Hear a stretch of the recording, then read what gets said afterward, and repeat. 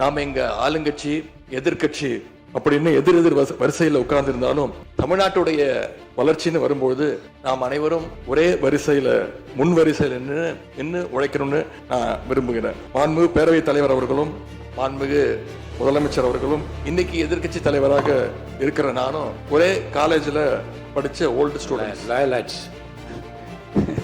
பேரவையில் மட்டுமல்ல, தமிழ்நாட்டில் நடக்கக்கூடிய எந்த நிகழ்ச்சியாக இருந்தாலும் சரி, அரசு நிகழ்ச்சியாக இருந்தாலும் சரி, எந்த நிகழ்ச்சியாக இருந்தாலும் சரி, தமிழ்த்தாய் வாழ்த்து என்றைக்கும் 2வது இடத்திற்கு நாம தள்ளி போக விடக்கூடாது.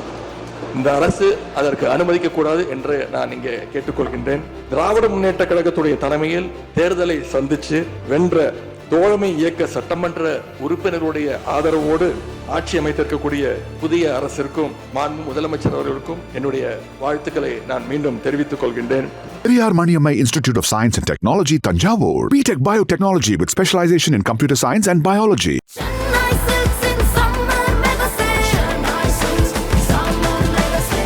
The Chennai Silks in Mega Summer Sale. Summer vandachu. What's your plan for this holiday? எங்க கிட்ட விட்டுருங்க, நாங்க பாத்துக்கிறோம். GT Holidays. GT Holidays, South India's #1 travel brand. Thiru Udhayanidhi Stalin அவர்கள்.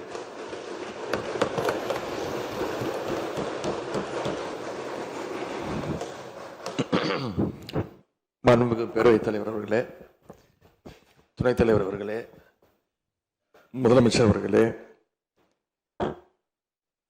17வது சட்டமன்ற பேரவையின் எதிர்க்கட்சி தலைவராக எனது முதல் உரை இது. பகுத்தறிவு பகலவன் தந்தை பெரியார், தமிழ்நாட்டுடைய தலைமகன் பேரறிஞர் அண்ணா, நவீன தமிழ்நாட்டுடைய சிற்பி முத்தமிழறிஞர் டாக்டர் கலைஞர்,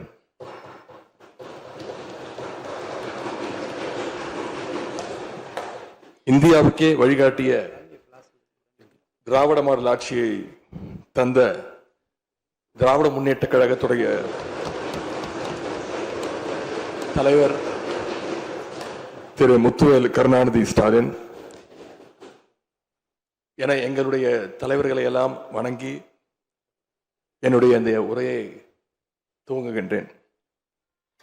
முதல்ல என்னை 2வது முறையாக தேர்ந்தெடுத்து இந்த சட்டமன்றத்திற்கு அனுப்பிய என்னுடைய சேப்பாக்கம் திருவல்லிக்கேணி தொகுதி மக்களுக்கு என்னுடைய நன்றியை நான் இங்கே தெரிவித்துக் கொள்கின்றேன்.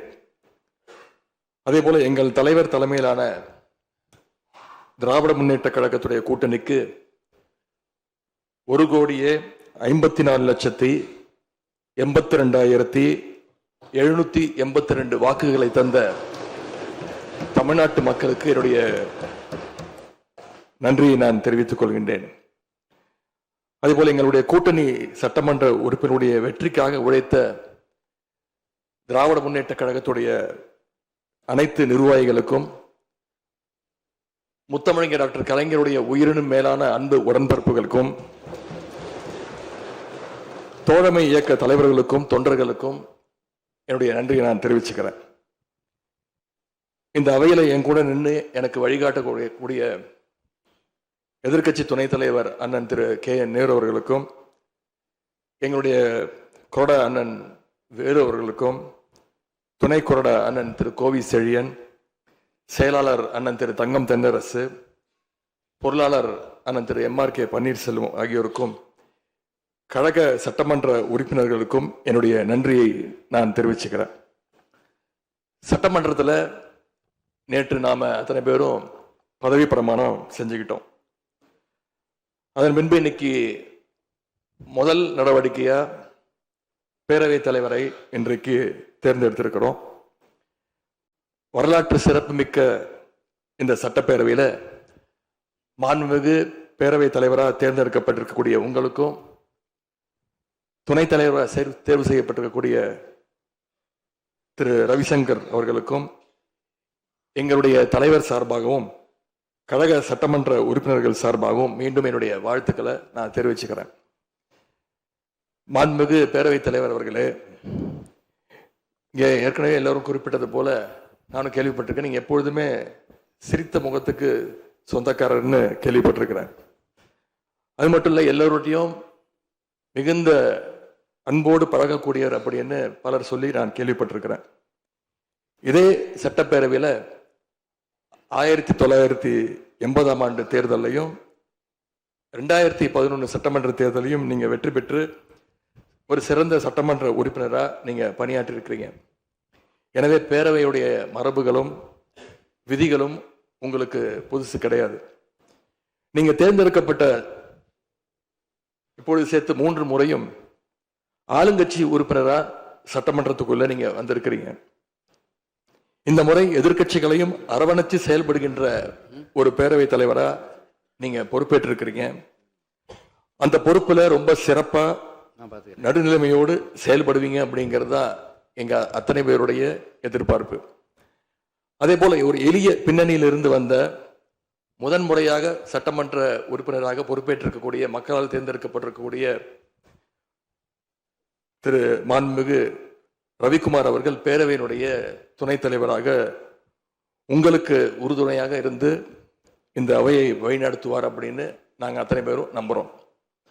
மாண்புமிகு பேரவைத் தலைவர் அவர்களே, நம்முடைய மாண்புமிகு முதலமைச்சர் அவர்கள் நேற்று எங்களுடைய தலைவருடைய வீடுகளுக்கும் அனைத்து கட்சி தலைவருடைய வீடுகளுக்கும் சென்று வாழ்த்துக்கள்லாம் பெற்றுக்கிட்டு போனார். அந்த அரசியல் நாகரிகம் இந்த பேரவையிலும் தொடரணும் அப்படிங்கிறது தான் எங்களுடைய எண்ணம், எதிர்பார்ப்பு. ஏற்கனவே நான் சொல்லியிருந்தாலும் மறுபடியும் சொல்ல விரும்புகிறேன். திராவிட முன்னேற்ற கழகம் இந்த சட்டப்பேரவையில் எதிரி கட்சியா இல்லாம ஒரு ஆக்கப்பூர்வமான எதிர்கட்சியாக நிச்சயம் செயல்படும். எங்க தலைவர் அவர்கள் சொன்ன மாதிரி திராவிட முன்னேற்ற கழகம் என்னைக்குமே ஒரு ஆக்க சக்தி தான். மாண்புமிகு பேரவைத் தலைவர்களே, இந்த பேரவைக்குன்னு ஒரு மிகப்பெரிய வரலாறு இருக்கு. இன்னைக்கு இந்தியாவில் பண்பாட்டு ரீதியாகவும் பொருளாதார ரீதியாகவும் தமிழ்நாடு சிறப்பா முன்னேறி இருக்கு அப்படின்னா இந்த பேரவையில் நடந்த விவாதங்கள், எடுக்கப்பட்ட முடிவுகள், இயற்றப்பட்ட சட்டங்கள், நிறைவேற்றப்பட்ட தீர்மானங்கள் இதெல்லாம் தான் ஒரு காரணம். பிற மாநிலங்களுக்கெல்லாம் ஒரு எடுத்துக்காட்டாக வழிகாட்டக்கூடிய வகையில் செயல்பட்டு இந்தியாவையே திரும்பி பார்க்க வச்ச சட்டமன்ற பேரவை இந்த தமிழ்நாட்டு சட்டமன்ற பேரவை. அப்படிப்பட்ட இந்த பேரவையில் ஆரோக்கியமான ஆக்கப்பூர்வமான விவாதங்களுக்கு இடம் கொடுத்து ஜனநாயக மாண்புகளுக்கு முக்கியத்துவம் கொடுத்து பேரவைத் தலைவர் அவர்கள் என்றைக்கும் நடுநிலைமையோடு செயல்பட வேண்டும் என்று நாங்கள் அனைவரும் விரும்புகின்றோம். நாம் எங்க ஆளுங்கட்சி எதிர்கட்சி அப்படின்னு எதிர் வரிசையில் உட்கார்ந்திருந்தாலும் தமிழ்நாட்டுடைய வளர்ச்சின்னு வரும்போது நாம் அனைவரும் ஒரே வரிசையில் முன் வரிசையில் நின்று உழைக்கணும்னு நான் விரும்புகிறேன். அதைத்தான் தமிழ்நாட்டு மக்களும் எதிர்பார்த்துக்கிட்டு இருக்கிறாங்க, விரும்புகிறாங்க. திராவிட முன்னேற்ற கழகமும் அதைத்தான் விரும்புது. எங்களுடைய தலைவர் அவர்கள் கடந்த 5 ஆண்டுகள்ல அடிக்கடி சொல்ற ஒரு வார்த்தை, இது எனது அரசு அல்ல நமது அரசு என்று எங்களுடைய தலைவர் அவர்கள் அடிக்கடி சொல்லுவார். அதை நிரூபிச்சியும் காட்டியிருக்கிறார். சென்ற திராவிட மாடல் அரசுங்கிறது வாக்களிச்ச மக்களுக்கு மட்டும் இல்லாம வாக்களிக்காத மக்களுக்குமான அரசாகத்தான் செயல்பட்டு வந்தது. ஆகவே இந்த புதிய அரசும் அனைவருக்குமான அரசாக உங்களுக்கு வாக்களிக்காத மக்களுக்குமான அரசாக செயல்படும்னு நான் விரும்புகிறேன். இந்த நேரத்தில் இன்னொரு விஷயத்தையும் இங்கே நினைவுபடுத்த விரும்புகிறேன். மாண்புமிகு பேரவைத் தலைவர் அவர்களும் மாண்புமிகு முதலமைச்சர் அவர்களும் இன்னைக்கு எதிர்க்கட்சி தலைவராக இருக்கிற நானும் ஒரே காலேஜில் படித்த ஓல்டு ஸ்டூடெண்ட். ஒரே காலேஜில் நாம் படிச்சிருந்தாலும் அரசாங்கத்தை நடத்துறதுல திமுக தான் சீனியர் பேட்ச். அது உங்களுக்கு தெரியும். 1967 ஆட்சிக்கு வந்தது திமுக தான். நாங்கள் தான் சீனியர்ஸ். அந்த அடிப்படையில் எங்களுடைய நாலேஜையும் எக்ஸ்பீரியன்ஸையும் நாங்கள் ஷேர் பண்ணிக்க ரெடியாக இருக்கோம். அதை ஏற்றுக்க நீங்களும் தயாராக இருங்க. ஏன்னா நமக்கு எப்பவுமே தமிழ்நாட்டு மாநிலத்துடைய நலன்தான் மிக மிக முக்கியம். மாண்புமிகு பேரவைத் தலைவர் அவர்களே, நீங்கள் போட்டியின்றி தேர்வாகியிருக்கீங்க. மாண்புமிகு முதலமைச்சரும் எதிர்க்கட்சி தலைவரான நானும் உங்களை அவை முன்னவரும் இந்த இருக்கையில் உட்கார வச்சிருக்கிறோம், அமர வச்சிருக்கிறோம்.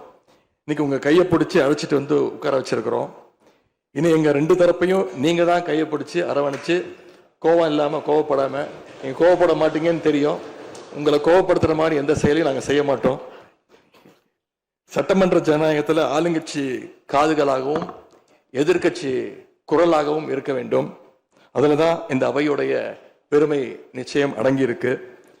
பொதுவாக இதுக்கு முந்தைய சட்டமன்ற பேரவை எடுத்துக்கிட்டா ஆளுங்கட்சி வரிசையில அதிக உறுப்பினர்களும் எதிர்கட்சி வரிசையில அதை விட குறைவான உறுப்பினர்களும் இருப்பாங்க.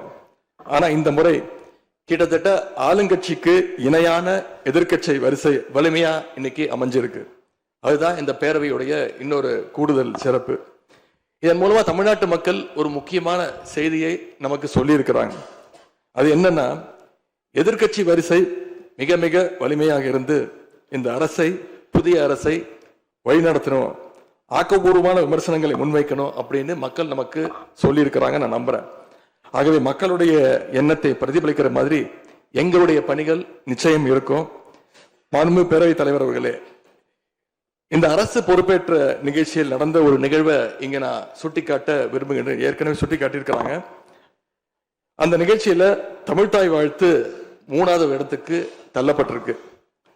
இது தமிழ்நாட்டு மக்கள் மத்தியில மிகப்பெரிய ஒரு கோபத்தையும் அதிர்ச்சியையும் ஏற்படுத்தியிருக்கு. அதை எதிர்கட்சிகள் எல்லோரும் விமர்சிச்சிருக்கிறோம். அதுக்கு ஆளுங்கட்சியும் ஒரு விளக்கத்தையும் கொடுத்திருக்கிறாங்க, நானும் பார்த்தேன். எங்களோட கருத்து என்ன அப்படின்னா, பாஜக ஆட்சிக்கு வந்திருக்கக்கூடிய மேற்கு வங்க மாநிலத்துல பதவியேற்பு நிகழ்ச்சியின் போது வந்தே மாதரம் பாட்டு பாடப்படல. ஆனா இங்க தமிழ்நாட்டுல அது பாடப்பட்டிருக்கு. மேற்கு வங்கத்துல இன்னைக்கு யாரு ஆளுநரா போய் உட்கார்ந்துருக்காங்க அப்படின்னு உங்க அத்தனை பேருக்கும் தெரியும், நான் சொல்ல வேண்டிய அவசியம் இல்லை. அவர் இங்க ஆளுநரா இருந்தப்போ தமிழ்நாடு சட்டமன்ற பேரவையில தமிழ்தாய் வாழ்த்துக்கு முன்னாடி தேசிய கீதம் பாடணும்னு பேரவையினுடைய மரபையே மாத்த சொன்னவர் தான் இன்னைக்கு மேற்கு வங்கத்தில் ஆளுநராக இருக்கிறார். அதை நாங்க உறுதியா, எங்களுடைய தலைவர் அப்போதைய முதலமைச்சர் உறுதியா மறுத்தார். அதனால 2023ஆம் ஆண்டு முதல் தொடர்ந்து 3 வருஷம் அவர் பேரவையிலிருந்து வெளிநடப்பு செஞ்சுட்டு போன காட்சிகளை எல்லாம் நீங்களும் பார்த்திருப்பீங்க. இதன் மூலமா நாங்க சொல்ல வர்றது, அடுத்து விரைவிலேயே இந்த பேரவையில ஆளுநர் உரை நிகழ்த்த இருக்கிறார். ஆகவே ஏற்கனவே உங்களுடைய அரசனுடைய பதவியேற்பு விழாவில் நடந்த அந்த சம்பவம், அந்த தவறு மீண்டும் இந்த பேரவையில நடப்பதற்கு நீங்க அனுமதிக்க கூடாது, நாங்கள் அனுமதிக்க மாட்டோம். பேரவையில் மட்டுமல்ல, தமிழ்நாட்டில் நடக்கக்கூடிய எந்த நிகழ்ச்சியாக இருந்தாலும் சரி, அரசு நிகழ்ச்சியாக இருந்தாலும் சரி, எந்த நிகழ்ச்சியாக இருந்தாலும் சரி, தமிழ்தாய் வாழ்த்து என்றைக்கும் 2வது இடத்திற்கு நாம தள்ளி போக விடக்கூடாது. இந்த அரசு அதற்கு அனுமதிக்க கூடாது என்று நான் இங்கே கேட்டுக்கொள்கின்றேன். ரொம்ப விழிப்போடு இருந்து நம்முடைய உரிமையை, மரபை பாதுகாக்கணும்னு உங்களை எல்லாம் வலியுறுத்தி நான் கேட்டுக்கொள்கின்றேன். அன்பு பேரவைத் தலைவர் அவர்களே, வண்டிக்கு பிரேக் எப்படியோ, ஒரு காலைக்கு மூக்கனாங்கேறு எப்படியோ, அப்படிதான் ஆளுங்கட்சிக்கு எதிர்கட்சி அப்படின்னு பேரறிஞர் அண்ணா அவர்கள் நமக்கு சொல்லியிருக்கிறார். ஆகவே பேரறிஞர் அண்ணா சொன்ன வழியில ஆளுங்கட்சியினுடைய செயல்பாட்டை உற்று நோக்கி உங்களுடைய நிறைகளை, குறைகளை சுட்டு காட்டுகின்ற ஒரு ஆக்கப்பூர்வமான எதிர்கட்சியாக நாங்கள் நிச்சயமாக செயல்படுவோம். இந்த அவைக்கு புதியவங்க, ஃபர்ஸ்ட் டைம் எம்எல்ஏஸ் நிறைய பேர் வந்திருக்கிறீங்க, அதுல மிகுந்த மகிழ்ச்சி. அதே போல ரொம்ப வருடங்களுக்கு பிறகு நிறைய பெண் சட்டமன்ற உறுப்பினர்கள் இங்க இடம்பெற்றிருக்கிறீங்க, அதுல எங்களுக்கு கூடுதல் மகிழ்ச்சி. அத்தனை பேருக்கும் மீண்டும் என்னுடைய வாழ்த்துக்கள். தமிழ்நாட்டுடைய உரிமைகளுக்காகவும் வளர்ச்சிக்காகவும் நாம எல்லாரும் சேர்ந்து ஒன்னா பயணிப்போம். எது எப்படி ஆனாலும் திராவிட இயக்கத்தினுடைய அடிப்படை கொள்கைப்படி எல்லோருக்கும் எல்லாம் கிடைக்கிறதை உறுதி செய்கின்ற வகையில எதிர்கட்சி வரிசையில இருந்து நாங்கள் நிச்சயம் செயல்படுவோம். நடந்து முடிந்த தேர்தலில் ஆட்சி அமைப்பதற்கான பெரும்பான்மையை ஆளுங்கட்சிக்கு மக்கள் வழங்காமல் போனாலும் திராவிட முன்னேற்ற கழகத்துடைய தலைமையில் தேர்தலை சந்திச்சு வென்ற தோழமை இயக்க சட்டமன்ற உறுப்பினருடைய ஆதரவோடு ஆட்சி அமைத்திருக்கக்கூடிய புதிய அரசிற்கும் மாண்பு முதலமைச்சர் அவர்களுக்கும் என்னுடைய வாழ்த்துக்களை நான் மீண்டும் தெரிவித்துக் கொள்கின்றேன். மாண்புமிகு பேரவைத் தலைவர் அவர்களுக்கும் பேரவை துணைத் தலைவர் அவர்களுக்கும் என்னுடைய நன்றி. உங்களுடைய பணிகள் சிறக்கட்டும். மீண்டும் என்னுடைய வாழ்த்துக்களை தெரிவித்துக் கொள்கிறேன். நன்றி, வணக்கம்.